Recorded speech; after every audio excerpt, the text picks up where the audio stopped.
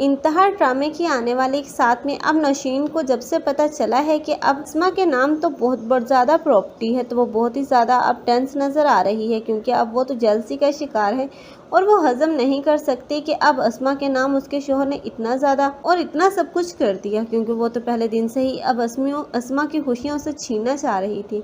अब तो वो और भी ज़्यादा हसद और जलन की आग में चलेगी। अब तो उसका पूरा फोकस ही अब अस्मा को बर्बाद करने पर होगा, क्योंकि अब अस्मा उसकी तो खैर नहीं, क्योंकि अब यही नौशीन जो कि अब दूसरों के घर को आग लगा रही है, आखिर इसका खुद का घर भी जल जाएगा, क्योंकि अहमद जो कि देख रहा है कि उसकी माँ और बहन किस तरह पूरे घर में हलचल मचा रही हैं, इसलिए अहमद ही होगा जो अपनी माँ और बहन को पास रहने की धमकी देगा। लेकिन उसकी माँ और बहन जिनके सामने अब अहमद की एक नहीं चल पा रही, लेकिन अहमद को ये बात भी मालूम है कि अब अनम का घर टूटा है, उसके पीछे भी इस सजल की मकारियां हैं। लेकिन अब वो सजल को पास रहने के लिए बोलता हुआ नजर आएगा, लेकिन सजल जिसने अब जो करना था वो कर चुकी, लेकिन वो ये नहीं जानती कि अब उमैर जैसा उसने एक नया सांप अपनी ज़िंदगी में शामिल कर लिया, क्योंकि अब उमैर जिसको वो समझती थी कि अब वो यूज़ करने के बाद छोड़ देगी, जिसके लिए वो उमैर की कोई वैल्यू नहीं, लेकिन उमैर जिस तरह अब उसने मुश्किल वक्त में अब सजल का साथ दिया था, उसे चाहिए था कि अब उमैर की कदर करती, लेकिन अब उसने जिस तरह उसे ठुकराया है,